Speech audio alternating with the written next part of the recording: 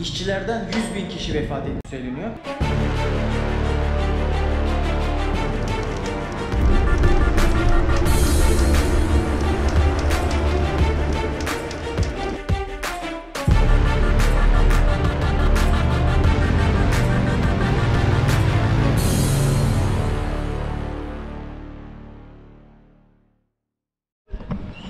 Yeni bir günden hepinize selamlar arkadaşlar. Özellikle böyle tekneye geçtiği zaman sallana sallana bir uyku oldu. Bir de şimdi kesti ama böyle bir hayvan var, böyle kuş gibi bir şey. Sabaha kadar öttü. Buraların tapınaklarını, artık doğa güzelliklerini gezmeye başladı. Hatta 3 günlük bir yolculuk olacak. Bu arada sizi İsmet abiyle tanıştırmak istiyorum. Eskiler bilir izleyiciler. İsmet abiyle biz Bursa'da dağlardan mı geçmedik abi? Şelaleleri, mağaralardan mı çıkmadık? Yani çok güzel hatıralarımız var. Evet, göllerde yılan mı aramadık? Neler neler. İsmet abiden biz çok şey öğrendik ve biz doğaçlama bir şekilde zaman tayin etmeden sadece Tayland'a geleceğimizi, yollarımız kesişirse görüşmek dileğiyle diye dedik ve Bangkok'a ben geldim. Bangkok bir konum attık, bir baktık mesafemiz 1.3 kilometre. Sonra dedik ki ne yapıyoruz? Yola çıkıyoruz. Abi neredeyiz? Senden dinleyelim ya. Açılışı seninle beraber yapalım. Bangkok'a 125 kilometre mesafe Kanchanaburi bölgesi. Kanchanaburi şehri demek daha doğru. Yani bölge doğasıyla tanınan yer. En az şu ana kadar tespit ettiğim kadar, çok detayı bilmiyorum ama 4 tane ulusal park var. İşte bu ulusal parklarda ziyaret etmek istediğimiz çok doğal güzellikleri olan şelaleler. Buraları gezmek için yola çıktık. Ve göreceğiz. Melih kardeşimle birlikte umarım güzel bir zaman çıkacak. Olacak abi, olacak. Bizim Türkiye'deki aktivitelerimiz zaten dolu dolu geçiyordu. Heyecanlıyız. Bugün ama şöyle şehir turu yapacağız. Biraz yürüyeceğiz. Ondan sonra bir çevreyi keşfedelim. Evet, sonra tabiata gireceğiz. Benim internette okuduğum kadarıyla Tayland'ın en güzel şelalelerinin burada olduğu yazıyordu. Orada da mantar mı kurutmuşlar abi? Ha yok, Çin portakalı. Portakalla mandalina arasında bir tadı var ama C vitamini bakımından da zengin. Güzel bir şey. İlk defa duyuyorum. Evet. Bakın, burada Baraka'da yaşayan bir balıkçıyla karşılaştık. Sazan ne Mehmet abi? Sazan. Bayağı bizim sazanlardan. It's really big. Big. Yeah, it's really big. Abimiz de burada temizliyor. Yaşadığı yer şurası. Derler yani köprünün altında yaşamak diye. Burada böyle çok basit bir hayatları var arkadaşlar ya. Bakın şuraya bir köşe yapmış. Hamak yapmış kendine. Evet. Şimdi arkadaşlar, Budizm'de şöyle bir şey var. Böyle ağaç gördükleri zaman, özellikle bir de bu ağaç böyle ihtişamlıysa, banyan ağacı da yine aynı şekilde, böyle onların tılsımlı olduğuna inanıyorlar. Yani ben bunları bizzat inanca inanan insanlardan dinledim. Kutsal sayılıyor. O yüzden bunların alt tarafını bu şekilde ibadethaneler yapıyorlar. Yine aynı şekilde etrafında bu gibi böyle bezlerle, renkli bezlerle sarıyorlar. İnsanlar bu ağaçları kesinlikle kesmiyorlar. Bu ağaçlara kesinlikle zarar vermiyorlar. Burada da yine bu tarzda bir ağaç görüyorsunuz. Hinduizm için önemli, kutsal olan bir ağaç. Ve dostlarım, şimdi size Ölüm Demir Yolu'ndan bahsetmek istiyorum. Yani önemli bir yer. Yani şu anda aslında çok turistik bir yer. İnsanların gülerek fotoğraf çektiği bir yer ama bu demir yolu aslında dramatik bir hikayesi var buranın. İkinci Dünya Savaşı'nda bu köprü, bu coğrafya maalesef dünyanın her yerinde olduğu gibi ölümlere sebep oluyor. Burada çalışan işçiler hava sıcaklığından, zor şartlardan, yani ağır şartlarda çalışmaktan, havanın sıcaklığından, ikliminden ve ağır çalışma şartlarından dolayı vefat ediyor. İşçilerden 100.000 kişi vefat ettiği söyleniyor. Yine tabi burada esirler var. İngiliz esirler, Amerikan esirler. Bu esirlerden 20.000 kişinin bu demir yolunu yapmaya başladığı zaman bu şartlardan dolayı vefat ediyor. Nereden başlayayım bilmiyorum ama şu anda burası çok turist bir lokasyon haline gelmiş. Demirler o dönem Endonezya'dan farklı bir demir yolundan sökülüp buraya getiriliyor. Ben bu tarihi köprü üzerinde küçük bir yolculuğa çıkıyorum. 1945 yılına gelindiği zaman Amerika burayı bombalıyor. Bombaladıktan sonra Tayland ve Japonya hükümeti burayı tekrardan onarıyor. Stratejik bir bölge burası.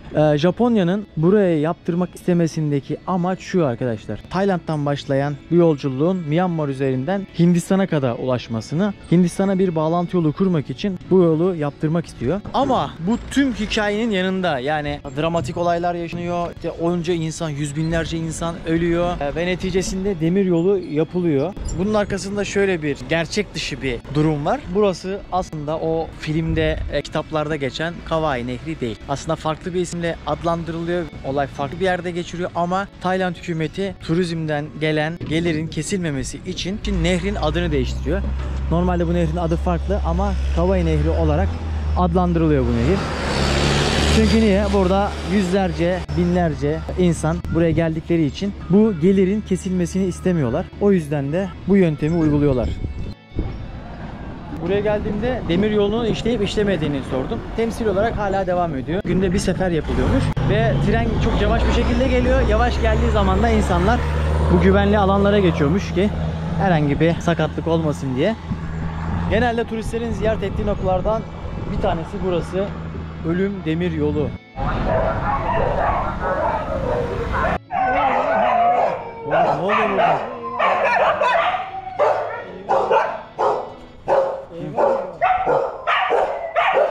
Aslında ne kadar sevgiye ihtiyaç. Tabii tabii. Bir de bunların burada ne işi var? Yalnızlık var ya. Sibirya'da olması lazım değil mi abi?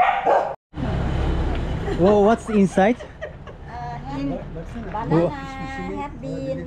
So, banana? Banana bean. Inside Sticky rice. banana. Sticky rice? Can we try? So, we wanna try. อ๋อมีไหม We wanna try. ไม่มีหมดแล้วอะสิ พี่นิด พรุ่งนี้ตอนเช้าส่งมา Good morning tomorrow. Tomorrow. Ah, this is okay. Morning retail. Okay, yarın burada satacaklarmış. İçerisinde pirinç varmış, muz varmış. 10 lira. Fasulye, pirinç ve muz. Bunlar yarın satışa hazır.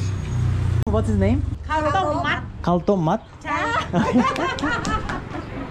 Ve gelin sizinle bir motosiklet fiyatlarına bakalım burada. Hello, how are you? We wanna rent motorbike.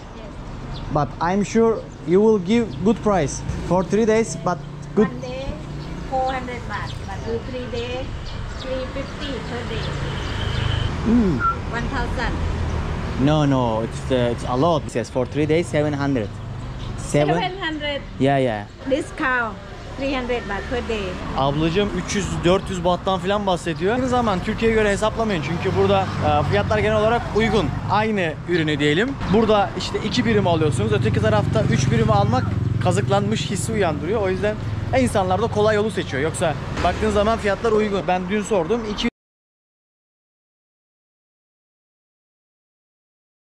250 liraya bir günlük motosiklet kiralıyorsunuz. Ama ben bunu Bali'de ne kadara kiraladım? Abi Bali'de böyle bir ay falan kiralarsanız özellikle yani günlüğünü 100 liraya kiralayabilirsiniz. Same. Bak gel diyor. Gel diyor 700 diyor gel diyor. My friend. Okay, I know. Abi 3 günlüğüne 700 lira fiyat verdi. Yeah. I give you good price. Yeah, thank you. yeah. But wait.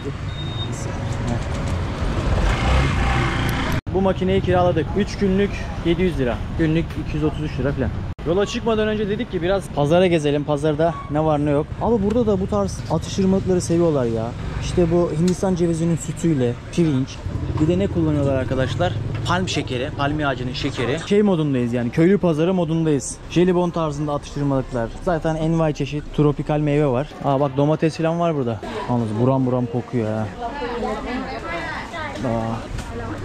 Yengeçler, balıklar. Geçenlerde kurbağa falan satıyorlardı. Hep şey klişesi var ya burada böcek yiyorlar mı diye. Yeri gelmişken bunu da şöyle söyleyeyim. Öncelikle burada böcek tüketiliyor. Ama şuradan şöyle bir anekdot verelim. Normalde Tayland kültüründe bu çok yaygın değil. Ama Tayland ve Çin kültürü birbirinin içine doğru girmiş. Çinliler gelince kendi mutfak kültürlerini de getirmişler. Bu arada yani böcek deyip geçmeyin. Bayağı bir protein kaynağı. İçerisinde yani çoğu bize ipek böceklerinde falan bayağı bir protein var. %60'ı protein. Ben de biraz okuyunca şaşırmıştım. Şimdi Çin'de buraya gelince yemekler harmanlanıyor yani öyle söyleyeyim. Burada da böcek tüketmeye başlıyorlar. Ama hani bir lokantaya gittiğiniz zaman şunu göremezsin. Abi bana işte bir pilav üstü hamam böceği ver. Göremezsin. Böyle bir şey değil. Tüketmek isteyen gidiyor alıyor. Her yerde satılmıyor. Her yerde görmek mümkün değil. Ama var yani hani tüketiliyor. Ben normal lokal pazarlarda, turistik olmayan pazarlarda bile ipek böceğinin satıldığını falan gördüm. İnsanlar çerez gibi bunu tıkır tıkır yiyorlar. İsmet abi domates Domatesi buldu. Şimdi peynir bakıyor herhalde. 30 baht. 30 baht. Uygun. Çok. Ama abi 30 bahta daha hayatımda bir şey almadım burada. Bugün patlıcan. patlıcan. Gelebildiği maksimum aşama bu. Evet işte. Sarı patlıcan.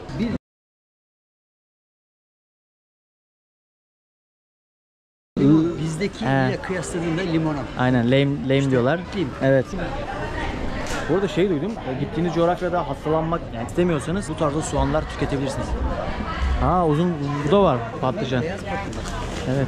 Ya, patlıcanın bizdeki gibi değil de bunlar da farklı. Evet. Bunlar mor patlıcan değil. Bu beyaz patlıcan. Nasıl oluyor tadı acaba? Ama dünyayı gezerken insan özlüyor. Yani burnunda tutuyor Türk mutfağı. Genelde her gezgin Türk mutfağını özler. Ve böyle gidiyor. Bir şeyler aldık. Şimdi devam. Ve tatlı bir yolculuktan sonra nereye geldik İsmet abi? Mae Klong. Hani dün dedik ya nehrin ismini değiştirmişler. Normalde orijinal adı Mae Klong. Kafalara bakar mısın? Şu boynuzlara bakar mısın? Oo, abi nasıl bir boynuz ya? Ya burası gerçekten güzel bir yer. Biz İsmet abiyle doğaçlama bir yer bulduk. Bilmiyorum özel mülk mü? Daha önce bir işletmeymiş belli yani. Balıklar zıplıyor ha. Aa İsmet abi şeye bak. Timsah gibi bir şey var ufak. Aa bak abi bak. Gidiyor. Bir de ejder işte ya. Evet. Timsah değil ya ejder. Kayboldu gözden. Demek ki burada yaşıyorlar abi. Evet Halil İbrahim sofrası. Arkada komodo ejderleri var. Onlar yüzüyor. Burada da böyle bir sofra İsmet abiyle beraber. Yani çok güzel, bereketli bir güne başladık. Mutluyum abi ben. Nasıl duyguların Ben abi? de çok mutluyum. Yani Çok relax değil mi? Böyle çok rahat. ya bir kere şu nehri aslında gördüğünüzde, nehre baktığınızda bütün ruh haliniz sakinleşiyor. Evet. Yani böyle bir dingin bir ortam. O zaman afiyet olsun abi. Şöyle Afiyet olsun. Türkiye'den gelen ürünlerle beraber. Arkadaşlar yolda giderken bir mezar gördük. Ya daha doğrusu böyle bir alan gördük. Ve şu anda hayatımda gördüğüm en ilginç mezar diyebilirim. Burası bir Çin mezarlığı arkadaşlar. Tümsek şeklinde Taoizm ve Budizm inancına göre süslenmiş. Her bir mezar ayrı bir anıt gibi. Resmen bir sanat eseri. Burada da 2 mezar var. Bir beyefendinin mezarı. Şurada. Bir de hanımefendi buraya defnedilmiş ve insanlar hem buraya ziyarete geliyor hem de buranın etrafında yürüyüş yapıyorlar. Ki bu yapı neden böyle tümsek şeklinde? Yine Taoizm ve Budizm'de atalara saygı çok önemli. O yüzden de bu insanlar atalarına saygılarını göstermek için onlara böyle güzel mezarlıklar inşa ediyorlar. Tümsek yapmalarının sebebi bir gömülürken toprağın enerjisini koruyabilmek amaçlı. İkincisi de atalarına saygılarını bu şekilde gösteriyorlar. Bir diğer sebep de doğaya uyumu. Çinliler vefat ettikten sonra önce yıkanıyor. Sonra bizdeki gibi kefenleniyor. Sonra tabuta konuluyor. Tabutun süslenmesi ailenin statüsüne göre değişkenlik gösteriyor. Etrafı rengarenk ağaçlarla çevrili. Hayatımda gördüğüm en ilginç mezarlıklardan bir tanesi. Evet, Ejderha Tapınağı'na geldik arkadaşlar. Gördüğünüz gibi önce çıkmamız gereken bir merdiven var. Yukarıda bir mağara var. Hanımefendi dua ettikten sonra 3 defa çan çaldı. 3 defa da büyük çanı çaldı. Burada dua etti. 650 basamaklı Wat Ban Tam tapınağına çıkıyoruz. Böyle bir giriş yapmışlar. Duadan sonra da bu şeyleri çalıyorlar. Bu çanları çalıyorlar.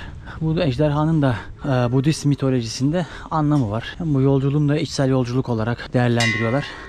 Üst tarafında mağaralar var. Şimdi gideceğiz. O mağaralarda da ruhsal arınmalarını gerçekleştiriyorlar. İbadetlerini yapıyorlar. Tabiri caizse inzivaya çekiliyorlar yani öyle söyleyeyim. Yalnız ilk defa böyle bir tapınak girişi görüyorum ya. Yani bugün ilklere şahit oluyorum. Düşünsenize abi böyle bir tapınak girişi. Arkadaş ejderhanın ağzından girdik. Nefes borusundan, soluk borusundan devam ediyoruz. Bakalım nereden çıkacağız. Duvarda da bu Budist mitolojisinden resimler var.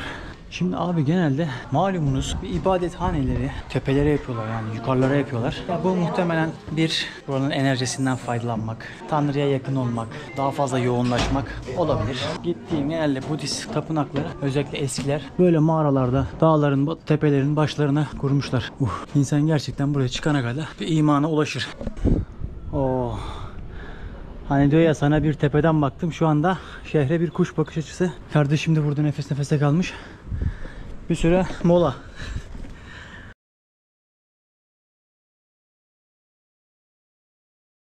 ...650 merdivenle ama oradan sonra yol devam ediyor. Yani yukarı doğru. Arkadaş şurada bir abdest tazeleyelim.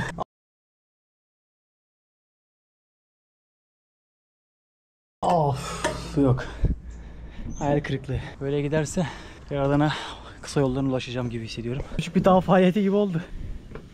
Oo abi, burası yalnız güzelmiş. Evet. Manzara da ödülümüz. Manzara evet. Suyumuz da var. Abi şehir resmen şu anda ayaklar altında. Güzeller seçmişler. Burada yine abi tanrıları için su sunuyorlar, tütsü yakıyorlar. Tayland için en önemli hayvanlardan fil ve horoz. Bak abi, burada daha bir var.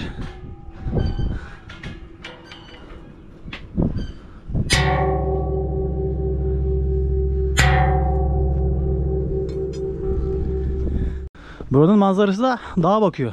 Baksana abi. Çok fazla ikona var ya bu inançta. Budizm'de. Görünüyor demek ki fırtınalarda, rüzgarlarda.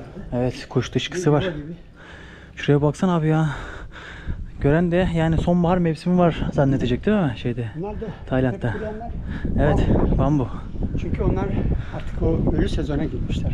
Evet, güzel bir manzara oluşturmuş. Arkadaşlar şimdi burada İspanyol bir çiftle karşılaştık. Bir baktık kolyelerin ucunda Türk bayrağı var. So where did you buy? This one is a present for my friend. Okay, he's Turkish. He's Turkish or not? Morocco. Travel around. Oh, he bought from Turkey. This one or not? I don't know. İran faslı bir arkadaş hediye etmiş. Dünyayı gezen birisiymiş ve Türk bayrağıyla arkadaş geziyor. Yeah, that's good. Thank you. Ama burası güzeldi abi. Biraz daha kalsak ben burada uyurdum yani. O kadar huzur verici ki adamlar boşuna tapınağı dağın tepesine yapmamıştır. Güzel yer seçmişler. Biraz bakımsız bölge. Evet, evet. Pis. Evet. Evet, idrar kokuyor abi ya. Dışkı kokuyor. Mağaraya giriş. Hop. Çantayı bıraksam mı şey diye düşünmüyor değilim ya.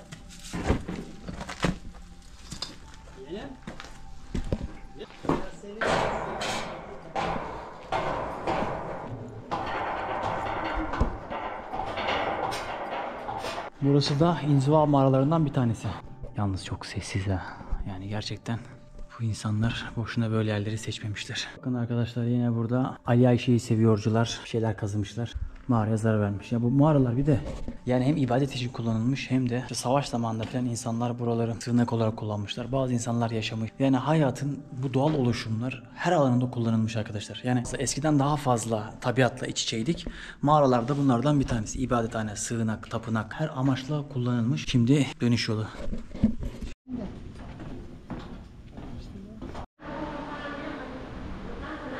Burada da yine bir mağara. Şu taraftan hava akımı var. Evet, hızlandırılmış turumuz devam ediyor. Arkadaş bugün dolu dolu geçiyor ya. Çok uzatmayacağım videoları. Sırf video yapmak için video yapmıyorum arkadaşlar. Yoksa her gün rahat yarım saat 40 dakikalık videolar çekerim. Her yere ayrı bir video çekerim ama ben mümkün olduğu kadar hani hem seyahat ederken hem kendi deneyimlerimi, heyecanlarımı aktarırken bir yandan da etrafta bilgi vereyim. Yani izleyen insan ben ne izledim olmasın yani. Burada da bu varmış desin ya, işte Melih izlemiştik de şurada şöyle bir yerden bahsetmişti. Veyahut da ne bileyim farklı hayatlara şahit olsun diyorum. Bu monklar mesela, bu keşişler. Bu adamlar 30 yıldır mesela bir öncekiyle karşılaştım. 30 yıldır tapınakta yaşıyor. Kendi tapınağında yaşıyor. Ve cinsellik yok. Bayağı bir kuralları falan var.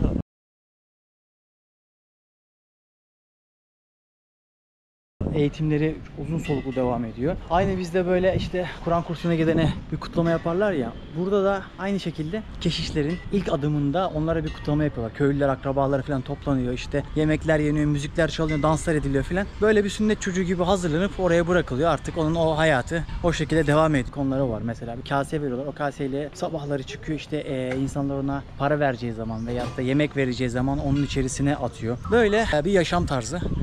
Ben daha önce keşişlerle kaldım Sri Lanka'da ama gasp edilince hepsini kaybettim. O yüzden hiçbirisini çekemedim. Onlarla böyle sabahlara kadar sohbet muhabbet ederdik. Çok farklı bir hayatları var. Mesela tabiata çok saygılılar. Canlıya çok saygılılar. Yani hayvan öldürmemek için çok mücadele veriyorlar. Hassasiyetleri falan var. Benim karşılaştıklarım öyleydi yani. Evet arkadaşlar, şimdi yeni bir istikamet, yeni bir yolculuğa çıkıyoruz.